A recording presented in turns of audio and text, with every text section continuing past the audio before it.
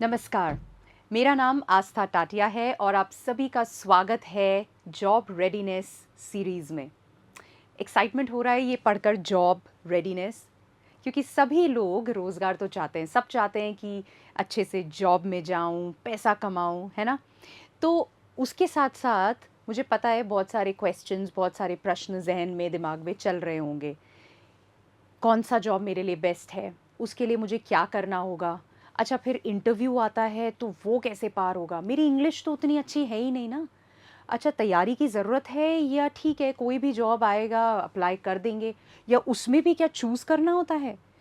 Idea ही नहीं है, पता ही नहीं है ना? और बहुत सारे क्वेश्चंस बार-बार चलते रहते हैं, कहाँ अप्लाई करूँ, कहाँ छोड़ूँ? वो जो जिनको मैं देखता हूँ मेरे बाजू में रहते हैं या मेरे पास में एक शॉप है वहाँ काम करते हैं, मुझे भी वही करना है। मुझे इस चीज़ में एक्साइटमेंट होता है, उसमें तो मुझे बहुत ही मज़ा आता है। इस इंडस्ट्री में ही जॉब चाहिए, लेकिन कैसे होगा? तो ऐसे बहुत सारे क्वेश्चंस जो रोज़ यहाँ पर चलते हैं, हैमरिंग होती है, उनके जवाब आपको इस सीरीज़ में मिलेंगे। और साथ ही में क्या जॉब के लिए रेडी भी होना है, क्या-क्या करना है, किन-किन चीज़ों का ध्यान रखना है, वो सारी चीज़ें भी छोटी-बड़ी सब हमको इस सीरीज़ में पता चलेंगी। सो आपका पूरा ध्यान यहाँ पर लेकर आओ, क्या चीज़ें ज़रूरी हैं, क्या चीज़ें मिथ्स हैं। मैं सोच रहा हूँ या सोच रही हूँ कि इसके बिना कुछ पॉसिबल नहीं है, पर शायद वो इतनी ज़रूरी ही नहीं है ना? तो बहुत सारी चीज़ें यहाँ पर खुलेंगी, पता चलेंगी और बहुत ज़रूरी चीज़ें आपको एहसास होगा कि अरे ये तो क्रिएट किया जा सकता है ना? तो शुरू करते हैं, समझते हैं सबसे पहले जॉब रेडीनेस आखिर है क्या? नौकरी के लिए तैयारी है क्या?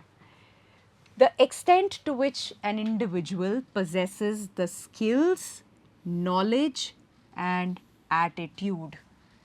3 चीज़ों की हम यहाँ बात कर रहे हैं, स्किल्स, नॉलेज और एटीट्यूड।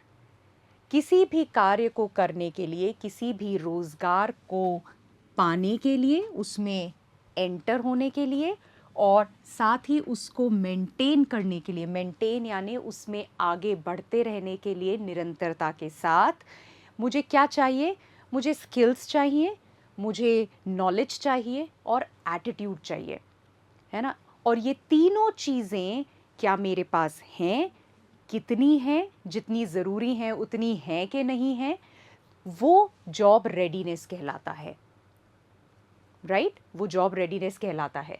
तो तीनों चीज़ों को एक-एक करके देखते हैं कि स्किल्स, नॉलेज और एटीट्यूड आखिर है क्या, और कोई भी एम्प्लॉयर उसमें देख क्या रहे हैं, ढूँढ क्या रहे हैं, राइट? तो जैसे किसी भी ताले को खोलने के लिए एक चाबी होती है ना? तो हार्ड स्किल्स या जो नॉलेज जिसे हम कहते हैं, ज्ञान, ये वही चाबी है। चाबी के बिना ताला नहीं खुल सकता। तो जो नेसेसरी टेक्निकल स्किल्स हैं, ज्ञान है, उसके बिना वो कार्य आप नहीं कर सकते हो। तो हर कार्य के लिए कुछ ऐसे स्किल्स होते हैं, कुछ ऐसी नॉलेज होती है, ज्ञान होता है जो आपको चाहिए ही चाहिए। फॉर एग्ज़ाम्पल, अगर आप किसी जॉब के अंदर हो, आपको let's say front desk executive का जॉब मिलता है, यानी रिसेप्शनिस्ट का जॉब है ना? उसके लिए मुझे भाषा का ज्ञान तो ज़रूरी है ही, इंग्लिश है, हिंदी है, जो भी ज़रूरी है। तो उस ज्ञान के बिना मैं बात कैसे करूँगी? और मेरा रोल ही वही है कि कस्टमर आएँगे, कोई वेंडर आएगा, जो भी लोग आ रहे हैं, सबसे पहले मुझसे मिलेंगे, क्योंकि रिसेप्शनिस्ट, फ्रंट डेस्क एग्जीक्यूटिव हूँ। तो अगर भाषा का ज्ञान नहीं है, तो वो जॉब पॉसिबल ही नहीं है। तो आपके जो नॉलेज है, ये वो स्किल्स हैं, ये वो ज्ञान है जिसके बिना वो नौकरी, वो कार्य, वो रोल कर पाना संभव नहीं है। अब इसके कुछ एग्जांपल्स देखते हैं, जैसे कि लैंग्वेज की हमने बात की, उसके अलावा एमएस ऑफिस, कुछ ऐसे जॉब्स हैं जहाँ पे मुझे डेटा एंट्री करनी है, तो मुझे एक्सेल की अगर नॉलेज ही नहीं है, एक्सेल काम करना ही नहीं आता है, तो फिर कैसे होगा, राइट? अगर लेट्स से मेरे पास डिजिटल मार्केटिंग की जॉब ऑफ़र है, तो अगर मुझे सोशल मीडिया के बारे में पता ही नहीं है, मुझे क्रिएटिव्स बनाना ही नहीं आता है, या अगर वीडियो एडिटर का काम है और मुझे वीडियो एडिट करने के लिए कौन से सॉफ्टवेयर लग सकते हैं, मैं उसमें क्या कर सकता हूँ, क्या नई तकनीक है, ये सब पता ही नहीं है, तो वो कार्य आउट है मेरे लिए, वो कर ही नहीं सकते।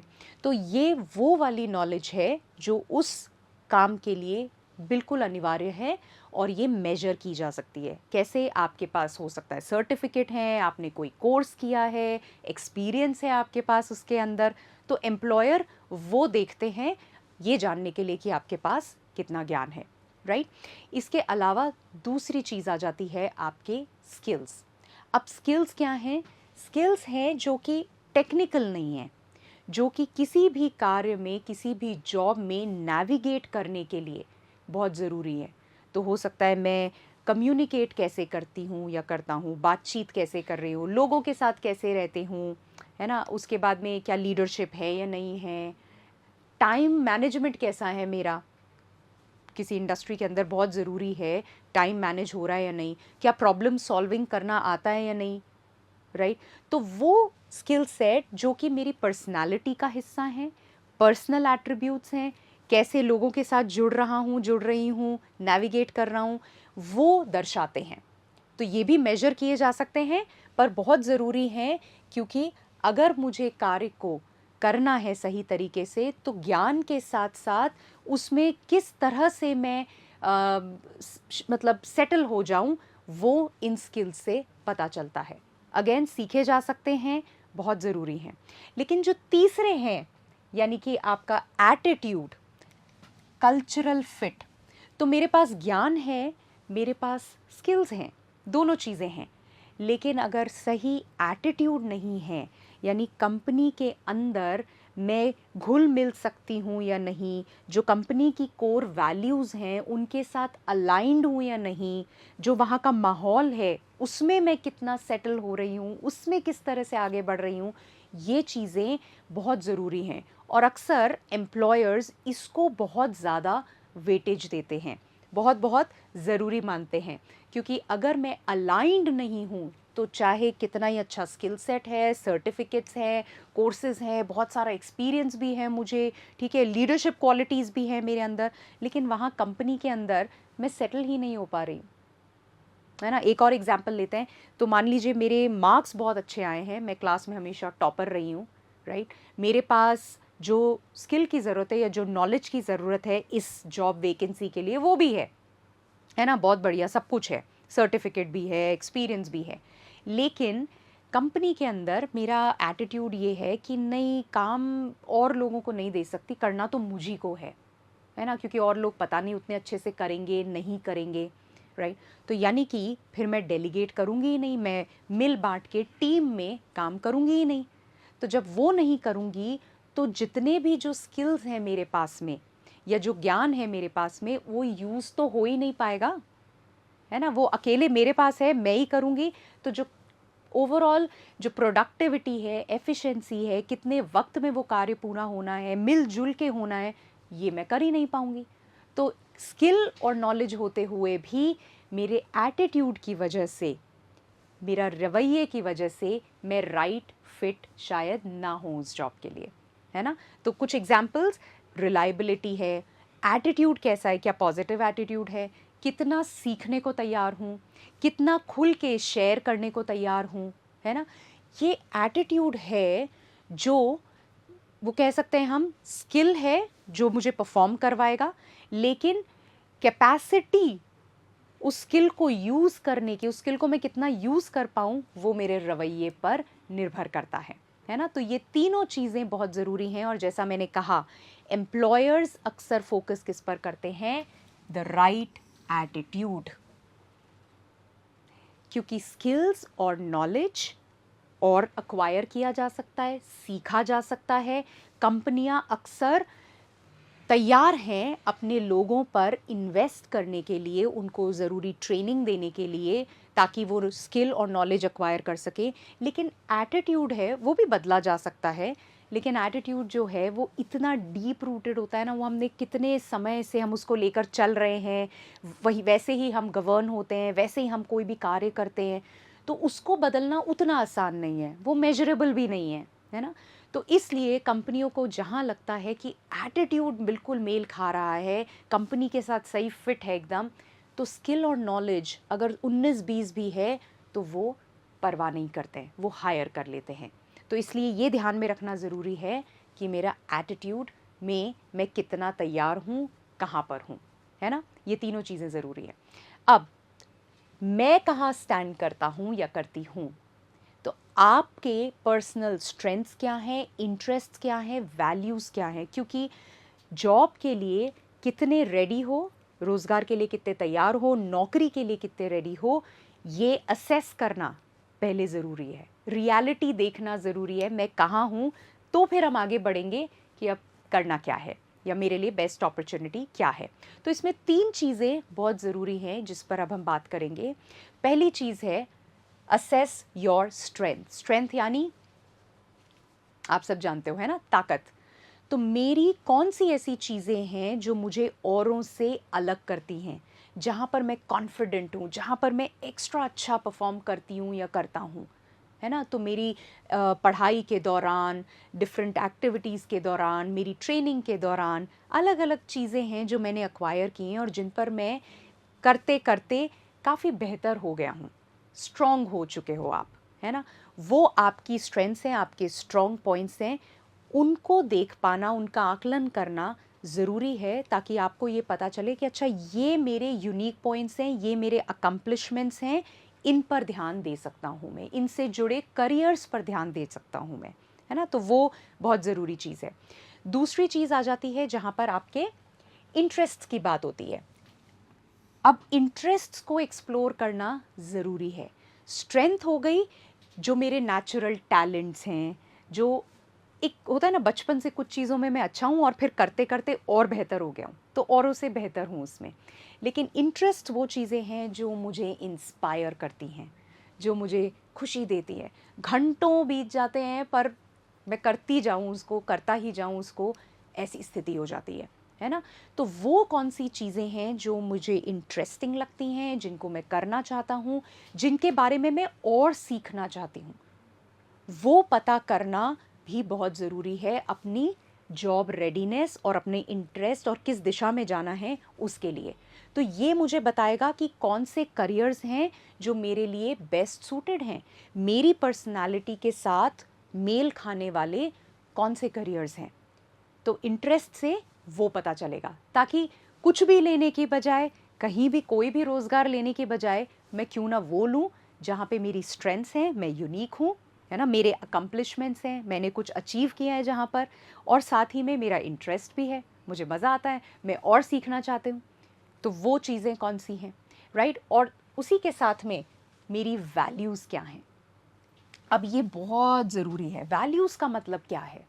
वैल्यूज़ का मतलब ये है कि आपके वो सिद्धांत, आपकी वो चीज़ें जो आप जब रोज़ अपने डिसीजंस लेते हो, जब आप रोज़ बात करते हो, जब आप इंटरैक्ट करते हो, तो वो कौन से सिद्धांत हैं, प्रिंसिपल्स हैं जो डिसाइड करवाते हैं, जो आपके बिहेवियर को इम्पैक्ट करते हैं।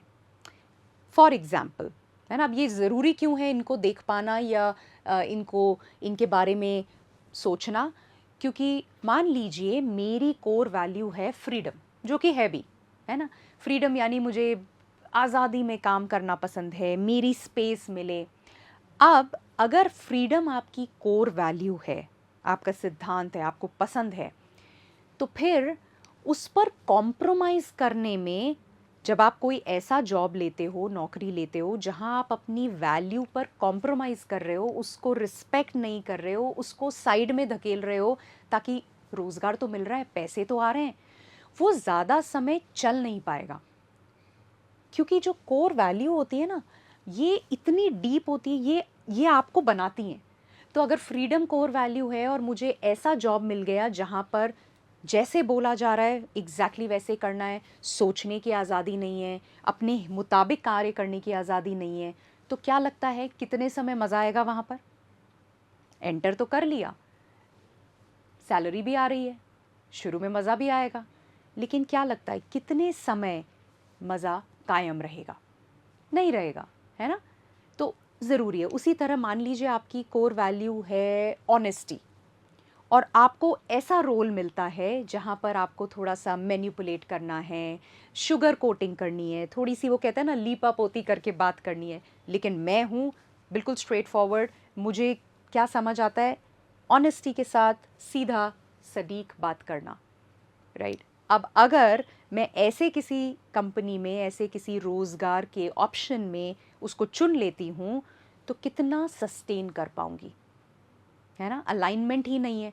तो ऑर्गेनाइजेशन या उस एम्प्लॉयर या वो जो अपॉर्चुनिटी है, वहाँ क्या वैल्यू है और मेरी वैल्यू क्या है, जिसके बारे में अगर मुझे नहीं पता है, तो फिर मैं कोई भी अपॉर्चुनिटी ले लूँगी और फिर वो जो मज़ा है, वो जो सस्टेनेबिलिटी है, वो कम हो जाएगा, वो वर्क नहीं करेगा।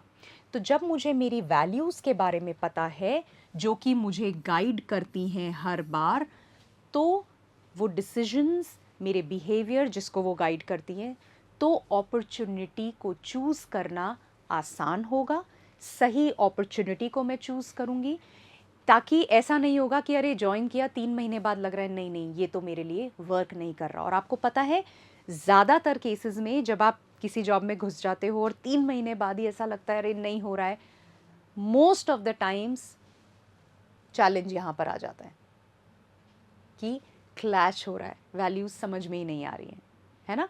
तो ये तीनों चीज़ें, आपकी स्ट्रेंथ्स, आपके इंटरेस्ट्स और आपकी वैल्यूज़, ये तीनों निर्धारित करते हैं एक साथ कि कौन सा करियर ऑप्शन मेरे लिए बेस्ट है।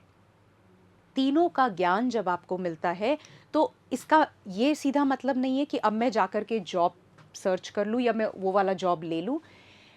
हो सकता है आप शुरू में सिर्फ एक्सपेरिमेंट करना शुरू करो। अच्छा ये मेरे इंटरेस्ट हैं, अच्छा ये मेरी स्ट्रेंथ है।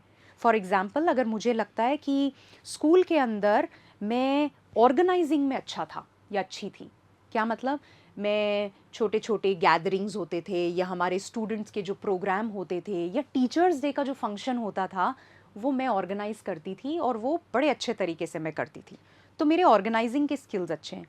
फिर मैं ये देखती हूँ वो मेरी स्ट्रेंथ है ना, कि हमेशा टीचर्स मुझी को बुलाते थे कुछ भी ऑर्गेनाइज करना होता था। तो साथ में मैं ये देखती हूँ कि मेरा इंटरेस्ट क्या है, कि जब भी मैं किसी शादी में जाती हूँ, जब भी किसी पार्टी में जाती हूँ, तो मेरा ध्यान यहाँ पे आता है, यहाँ पे ये बेटर हो सकता था, इस शादी में ये चीज़ मिसिंग है, अगर ये और होता ना तो गेस्ट्स के लिए तो अलग ही मज़ा होने वाला था। तो यानी कि मुझे किस में इंटरेस्ट आता है? इवेंट्स में, राइट? और मेरी कोर वैल्यू क्या है? क्रिएटिविटी। ठीक है, मान लो मैंने ये निकाला, मेरी वैल्यू क्या है? मेरी वैल्यू है क्रिएटिविटी। तो जब पहले भी इवेंट्स होते थे, घर के अंदर कोई फंक्शन होता है, कोई भी चीज़ करनी है, तो मुझे ऐसा लगता है इसमें क्या नया लाएं और क्या क्रिएटिव कर सकते हैं। अब ये जानते हुए मैं क्या कर सकती हूँ? मैं ये देख सकती हूँ कि शायद इवेंट मैनेजमेंट, वेडिंग प्लानिंग, इनको ऑर्गेनाइज करना मेरा इंटरेस्ट हो सकता है। तो मैं उन लोगों के साथ मिलना जुलना शुरू कर सकती हूँ, ऐसे इवेंट्स में जा सकती हूँ, वहाँ लोगों से जब बातचीत करूँगी तो मुझे इनपुट्स मिलेंगे, मुझे आइडियाज़ मिलेंगे, उनसे क्वेश्चंस पूछने पे मुझे कई चीज़ें क्लियर होंगी कि क्या ज़रूरी है, क्या नहीं है, क्या मायने रखता है, क्या नहीं। हो सकता है मैं कुछ सोच रही हूँ, मेरा अंदाज़ा कुछ है, लेकिन कुछ और ही नया निकल कर आ जाए, है ना? तो ये तीनों चीज़ें पता होने से आपको एक डायरेक्शन मिल जाता है, आपको ये पता होता है इस दिशा में कुछ कार्य शुरू किया जा सकता है, राइट? तो अब ये देखते हैं कि इसको पता कैसे किया जाए, ये आकलन किया कैसे जाए, असेसमेंट हो कैसे। सबसे पहला तरीका सेल्फ रिफ्लेक्शन।